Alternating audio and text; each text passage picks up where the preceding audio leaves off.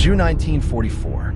The eyes of the world were fixed firmly on the beaches of Normandy. The Western Allies had finally opened the Second Front. But 1,500 miles to the east, a storm of unimaginable scale was quietly. Hidden within the dense, impenetrable swamps of Belarus, the Soviet Red Army was preparing an offensive so massive that it would completely erase 400,000 German soldiers from the map and break the back of the Third Reich forever. By mid-1944, the Eastern Front featured a massive, glaring geographical anomaly. A massive German salient jutting deep into Soviet territory, known as the Belarusian Balcony. German High Command looked at the map and made a fatal assumption. They believed the main Soviet summer offensive would not hit the Balcony, but rather strike further south in Ukraine. Adolf Hitler and the OKH stripped their armor from Army Group Center in Belarus, sending their best Panzer Division south to meet the phantom threat. They were falling directly into a trap meticulously crafted through the terrifying Soviet art of Maskirovka, military deception. To sell the illusion, the Soviets created entire fake armies in the south. They generated massive amounts of fake radio traffic, deliberately letting the Germans Keep it quiet, intercept men. it. Move it faster. They built hundreds of Careful wooden with the mock-up chains. tanks Push, and fake push. airfields. Watch the track. Perfectly placed Silence. for German reconnaissance. Bandit 12 planes o'clock. to Fast photograph. movers. Engage. But in the north, Affirmative. near Belarus, Opening fire now. the true Target acquired. Taking absolute, it down. The recon is terrifying blind. radio silence was enforced. Not a single transmission was allowed. Under the cover of night, the Soviets secretly moved over 1 million men, thousands of tanks, time is now. and endless artillery pieces Execute into the Operation Belarusian Iron forests. Hammer at Any dawn. German reconnaissance plane that tried to fly over the area to verify the situation was immediately shot out of the sky by a massive umbrella of Soviet fighters. The illusion was perfect. Army Group Center was left holding the balcony, entirely unaware that a force 4 times their The size was swamp is standing impassable. right in front Nature's of them in the dark. wall protects us. With the enemy perfectly never dare blinded to and attack out of through there. position, the Soviet commanders prepared to unleash the hammer. It was time for the deep battle to begin. But deception was only half the equation. To strike Army Group Center, the Soviets had to overcome the terrain itself. Belarus was defined by the Pripet Marshes, a massive, ancient network of dense pine forests, bogs, and bottomless mountains. German commanders felt secure. Traditional military doctrine stated that heavy mechanized armies simply could not operate in such terrain. Consequently, the Wehrmacht heavily fortified the drive low into highlands, leaving their swampy flanks relatively unaffected. But the Soviet command, led by brilliant strategists like Marshal Konstantin Rokossovsky, saw the swamp not as an obstacle, but as a hidden highway. If the Germans believed an armored attack through the bogs was impossible, then that is exactly where the Red Army would strike. To achieve this, tens of thousands of Soviet combat engineers were deployed to build corduroy roads. By laying felled trees directly into the mud, they created secret, submerged wooden highways capable of supporting the weight of 30-ton T-34 tanks. Even the infantry were equipped with specialized woven swamp shoes, essentially snowshoes for mud, preventing them from sinking into the muck. An entire mechanized front was practically tiptoeing through an impassable wilderness, massing right against the undefended German flank. This logistical miracle set the stage for the Soviet Union's ultimate operational masterpiece, the Battle Doctrine. Unlike the German Blitzkrieg, which relied on a single, sharp spearhead, deep battle was a series of consecutive, massive sledgehammer blows. First, shock armies and artillery would shatter the front line. Then, fresh, highly mobile tank armies would pour through the gaps, driving hundreds of miles to paralyze communications, destroy supply depots, and encircle the enemy in massive, inescapable pockets of annihilation. The trap was fully set, and for the date of the attack, Soviet High Command chose a day of profound psychological vengeance. June 22nd, 1944. At 5 a.m. on June 22nd, the silence was shattered by the largest artillery barrage the world had ever seen. In some sectors, the Soviets massed up to 300 guns per kilometer. Within hours, the German first line of defense simply ceased to exist. For Soviet fronts, totaling 1.6 million men lunged forward simultaneously. The Belarusian balcony was being attacked from three sides. Communication within Army Group Center collapsed almost instantly. Units found themselves bypassed and cut off before they could even report. In this moment of crisis, Adolf Hitler issued a catastrophic order, Directive Number 77, creating the Festerplatz, or fortress cities. German divisions were ordered to hold specific cities to the last man. Retreat was strictly forbidden, even as they were being surrounded. In the north, the 3rd Panzer Army was being swallowed. 5 German divisions were trapped in the Vitebsk pocket within just 3 days. For the average German soldier, it was an apocalypse. There was nowhere to run and no hope for reinforcements. To the south, the story was the same. Orsha fell in the The Belarusian balcony was no longer a defensive position. It was a graveyard. With the first line of defense shattered, the Red Army unleashed its massive mobile groups. Thousands of tanks pouring into the gaps to strike deep into the German rear. Above, the Red Air Force ruled the skies, mercilessly hunting down any German columns that dared to attempt a retreat. Field Marshal Ernst Busch, commander of Army Group Center, was paralyzed. He could only repeat Hitler's orders to stand fast as his armies were annihilated.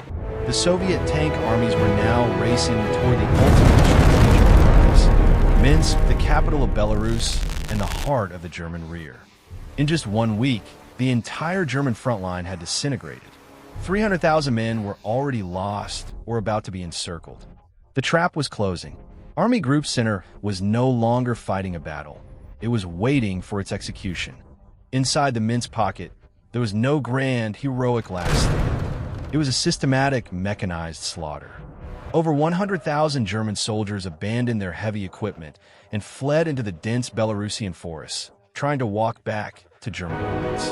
But the forests were controlled by Soviet partisans, guerrilla fighters who showed absolutely no mercy to the occupiers. To put this in perspective, the Battle of Stalingrad is often considered the turning point of the war. But Operation Bagration was significantly worse. In a panic, Hitler fired Busch and brought in his best defensive specialist, Field Marshal Walter Mann. But there was nothing left to defend. Army Group Center had been vaporized, tearing a devastating 250-mile wide hole straight through the center of the German Eastern Front. 31 German generals were either killed or captured. The speed and scale of the victory were so staggering that Western allies and foreign newspapers simply refused to believe the Soviet casualty reports, claiming they were exaggerated propaganda. Joseph Stalin decided to provide irrefutable visual proof. He ordered the Big Waltz. On July 17, 1944, 57,000 German prisoners of war were marched through the center of Moscow. There was no cheering from the Soviet civilians lining the streets, just a heavy, resentful silence as the men who had devastated their homeland walked by in defeat. Trailing directly behind the prisoners were dozens of street-sweeping trucks, literally washing the streets to symbolically cleanse the city of the fascist dirt. For architects like Rokossovsky, Operation Bagration was the ultimate validation of the deep battle doctrine. The Red Army advanced over 300 miles in a matter of weeks, stopping only when they reached the gates of Warsaw and the borders of East Prussia. Operation Bagration was not a victory of mindless human waves. It was a masterpiece of deception, logistics, and operational art. But to truly appreciate how Army Group Center was erased so quickly, we must look beyond the macro-level maps and examine the terrifying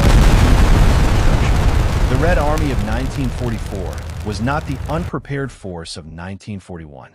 They arrived in Belarus with a heavily upgraded arsenal. First was the T-34-. This new 85mm allowed Soviet medium tanks to finally engage and destroy the heavy German Panthers and Tigers from the front. But the true terror for the German defenders was the introduction of the IS-2, the Iosif Stalin heavy tank. Armed with a monstrous 122mm, the IS-2 fired high-explosive shells so massive they could literally blow the turret completely off a German Tiger. Worse still, as the German army tried to retreat, their own heavy, over-engineered tanks became a fatal liability. Panthers and Tigers constantly sank into the Belarusian mud. If they tried to load them onto trains, they faced another nightmare, the War of the Rails. Over 100,000 Soviet partisans triggered over 40,000 explosive charges in a single night, completely paralyzing the German transport network. With the roads muddy and destroyed, the Germans were trapped in the open, and waiting for them in the sky was the Annihilation IL-2 Sturmovik. Known as the Flying Tank, its engine and cockpit were completely encased in a thick bathtub of solid steel, making it nearly immune to small arms fire. The Sturmoviks dropped thousands of PTAB anti-tank bomblets directly onto the jammed German columns, creating highways of death. What the Germans experienced during Bagration was the flawless execution of combined arms doctrine. The partisans paralyzed the movement, the Air Force destroyed pilots, and the armored spearheads closed the traps. The Soviet Union had not just outproduced Nazi Germany. They had completely outthought, outmaneuvered, and outfought. But the ripples of Operation Bagration did not stop in Belarus. The shockwaves were about to violently alter the entire globe. While the destruction of Army Group Center was a Soviet triumph, it also served as the ultimate catalyst for the Western Allies. Hitler desperately needed to send his elite Panzer reserves to France to throw the Americans and British back into the sea. But he couldn't. The 250-mile gap in the east acted like a black hole, sucking in every available German division, tank, and fighter plane. Inside the German High Command, the total annihilation of Army Group Center shattered whatever blind faith remained in the Fuhrer. A group of pragmatic officers realized that if the war continued, the Red Army wouldn't just defeat them. They would march all the way to Berlin and erase Germany from existence. To save their country, Hitler had to die. This led to Operation Valkyrie, spearheaded by Colonel Claus von Stauffenberg. Just 3 weeks after Bagration began, on July 20th, 1944, Stauffenberg walked into the Wolf's Lair command bunker in East Prussia.